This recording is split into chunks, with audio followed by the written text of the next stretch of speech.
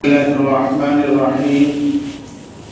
قال الله تعالى في كتابه المجيد: يا أيها الذين آمنوا قوا أنفسكم وأهليكم نارا وقودها الناس والحجارة عليها ملائكة غلاظ شداد لا يعصون الله ما أمرهم ويفعلون ما يؤمرون.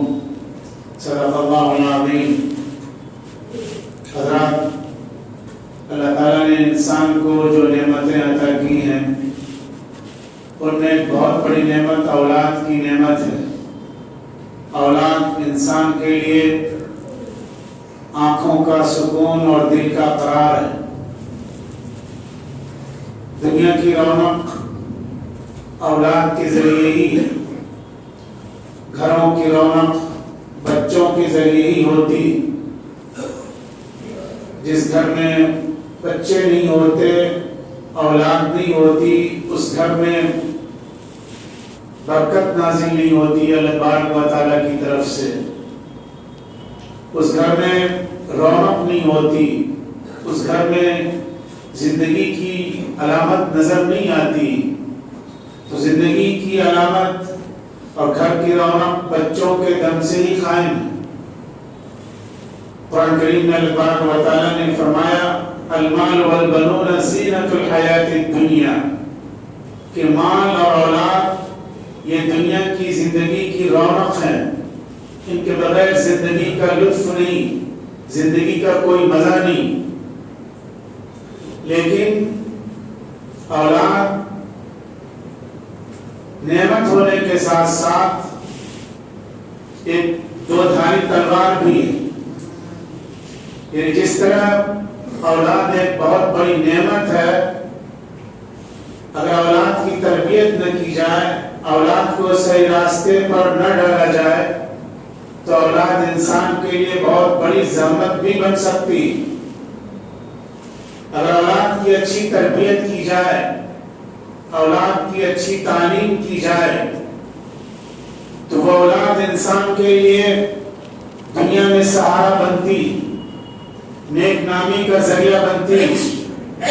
اس اولاد سے انسان کو زندگی میں سکون ملتا ہے، زندگی میں طاقت ملتی، اور مرنے کے بعد بھی اولاد کے ذریعے انسان کو فائدہ حاصل ہوتا ہے۔ حضرت صلی اللہ علیہ وسلم نے فرمایا کہ جب انسان مر جاتا ہے تو اس کے عمل کا سلسلہ بھی بند ہو جاتا ہے، لیکن تین چیزوں کا ثواب مرنے کے بعد بھی ملتا رہتا ہے: صدقۃ جاریۃ، علم ينتفع به، وولد صالح يدعو له۔ ایک صدقہ جاریہ، انسان نے جو نیک کام کیا اور اس سے لوگوں کو مسلسل فائدہ ہوتا ہے تو مرنے کے بعد بھی کرنے والے کو اس کا ثواب ملتا ہے۔ اور ایک انسان جس نے لوگوں کو علم سکھایا، اس کا ثواب مرنے کے بعد بھی اس کو ملتا ہے۔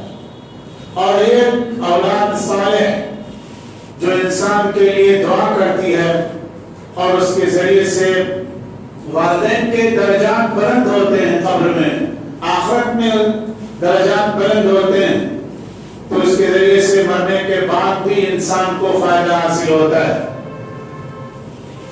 اولاد کی تربیت انسان کی بہت بڑی ذمہ داری ہے۔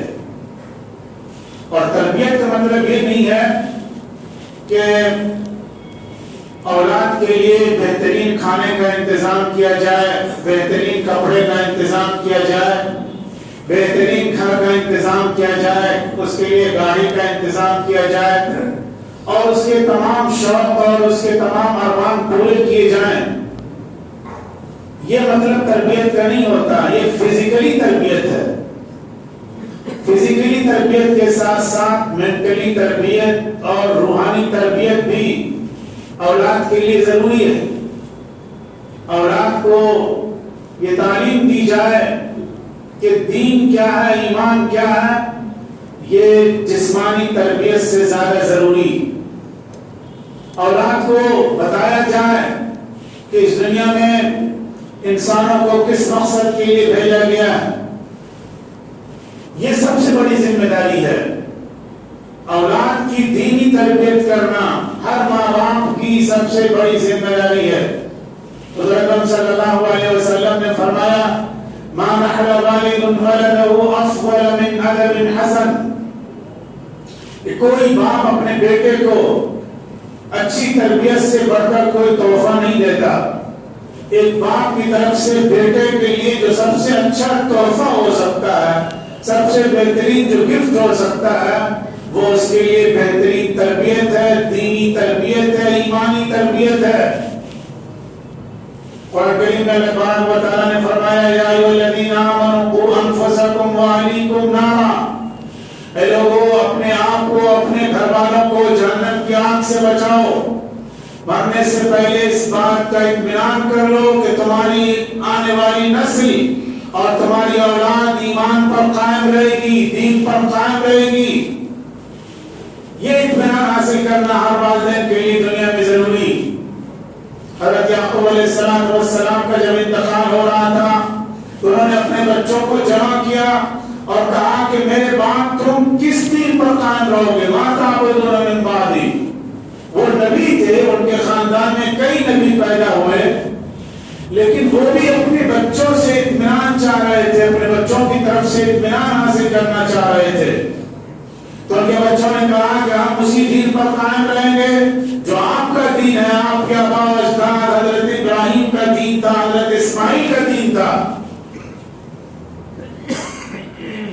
حضرت لقمان علیہ السلام نے اپنے بیٹوں کو جو نصیحت کی تو کہا کہ یا اذ قال لقمان لابنه وهو يعظه یا بني لا تشرك بالله ان الشرك لظلم عظیم، کہ میرے بیٹے اللہ کے ساتھ کسی کو عہد شریک مت کرنا، اس لیے کہ شرک کرنا بہت بڑا جرم ہے، بہت بڑا گناہ ہے۔ اللہ تبارک و تعالیٰ اس بات کو معاف نہیں کرتا کہ اس کے ساتھ کسی کو شریک کیا جائے۔ لقمان علیہ السلام نے اپنے بیٹے کو شرک سے بچنے کی تعلیم دی۔ آج جس ماحول سے ہم گزر رہے ہیں، جن حالات سے ہم دوچار ہیں، ان میں شرک کی وبا عام ہو گئی، بلکہ اس سے بڑھ کر ارتداد کی وبا پھیل گئی۔ مسلمانوں کے بچے اور مسلمانوں کی نئی جنریشن ارتداد کی طرف جا رہی ہے، دین و ایمان سے وہ دور ہو رہی ہے۔ اس کو معلوم نہیں کہ ایمان کیا ہے، اس کو معلوم نہیں کہ مسلمان ہونے کا مطلب کیا ہے، اس کو یہ معلوم نہیں کہ ایک مسلمان کی ذمہ داریاں کیا ہیں، اس لیے کہ ان کے ماں باپ نے یہ نہیں بتایا کہ تم مسلمان ہو اور ایک مسلمان کے حیثیت سے تمہاری کیا ذمہ داریاں ہیں۔ حضور اکرم صلی اللہ علیہ وسلم نے فرمایا مروا اولادکم بالصلاۃ اذا بلغوا 7 سنین واضربوهم علیہا اذا بلغوا 10 سنین، اپنے بچوں کو نماز کا حکم دو جب وہ 7 سال کے ہو جائیں، اور ان کو مارو نماز چھوڑنے پر اگر وہ 10 سال کے ہو جائیں۔ یہ تربیت ہے سب سے بڑی جو ماں باپ کی طرف سے بچوں کو دی جانی چاہیے۔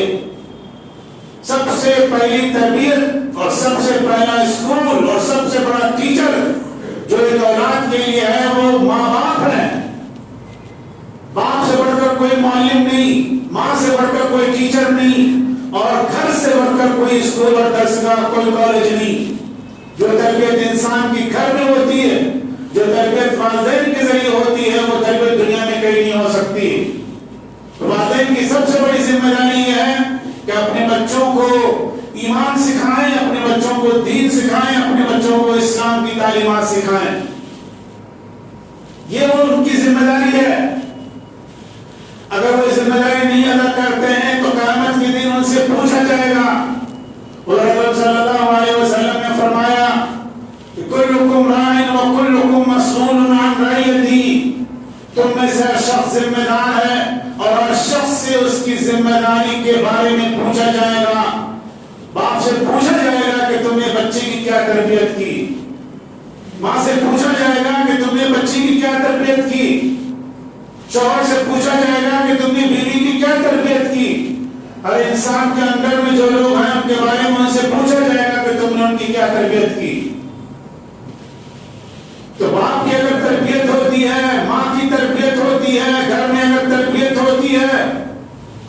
کبھی جو ہے وہ بھاگ نہیں سکتا، بچہ کبھی غلط راستے پر نہیں چل سکتا، بچہ کبھی گمراہ نہیں ہو سکتا۔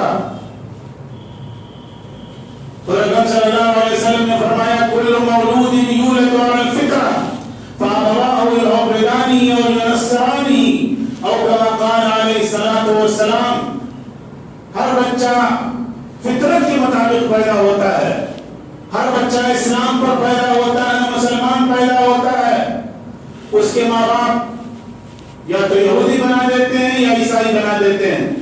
یعنی بچے کی تربیت اگر ماں باپ نہیں کرتے ہیں تو بچہ یہودی بن سکتا ہے، وہ بچہ عیسائی بن سکتا ہے، وہ بچہ کچھ اور بن سکتا ہے، کسی اور راستے پہ جا سکتا ہے۔ تو سب سے بڑی ذمہ داری جو ہوتی ہے وہ ماں باپ کی ذمہ داری ہوتی ہے۔ بچہ وہی کرتا ہے جو ماں باپ کو دیکھتا ہے، بچہ وہی سیکھتا ہے جو ماں باپ کرتے ہیں۔ اگر آپ چاہتے ہیں کہ آپ کے بچے نیک بنیں تو آپ کو نیک بننا پڑے گا۔ آپ چاہتے ہیں کہ آپ کے بچے نمازی بنیں تو آپ کو نماز کی پابندی کرنی ہوگی۔ آپ چاہتے ہیں کہ آپ کے بچے سچ بولیں، جھوٹ سے دور رہیں تو آپ کو سچ بولنا پڑے گا۔ آپ چاہتے ہیں کہ آپ کے بچے ایماندار بنیں تو آپ کو ایماندار بننا پڑے گا۔ سب سے زیادہ بچوں پر جو اثر ہوتا ہے وہ والدین کا اثر ہوتا ہے، وہ گھر کی تربیت کا اثر ہوتا ہے۔ آج کل بچوں کو اسکول میں ڈال دیا جاتا ہے، کانوینٹ میں ڈال دیا جاتا ہے، انگلش میڈیم اسکول میں ڈال دیا جاتا ہے، اور اس کے بعد یہ سمجھا جاتا ہے کہ ہماری ذمہ داری ختم ہو گئی۔ آپ کی ذمہ داری ختم نہیں ہوتی ہے۔ بچے اسکول میں کیا پڑھتے ہیں یہ دیکھنا آپ کی ذمہ داری ہے۔ کیا ان کو کوئی ایسی چیز تو نہیں پڑھائی جا رہی ہے جس سے ان کا ایمان بگڑ سکتا ہے، ان کا عقیدہ بگڑ سکتا ہے؟ یہ نگرانی کرنا آپ کی ذمہ داری ہے، اور اسی کے ساتھ ساتھ ان کی دینی تربیت کرنا، ان کی اخلاق کی تربیت، ان کے اخلاق کی تربیت کرنا، ان کے کردار کی تربیت کرنا، یہ آپ کی ذمہ داری ہے۔ اگر آپ نے اپنی ذمہ داری کو ادا نہیں کیا تو قیامت کے دن آپ سے پوچھا جائے گا۔ اگر آپ کی غلط تربیت سے بچے غلط راستے پر چلتے ہیں، بچے جرائم کرتے ہیں، بچے کرائم کرتے ہیں، آوارگردی کرتے ہیں، تو اس کے ذمہ دار آپ بھی ہیں اور اس کے مجرم آپ بھی ہیں۔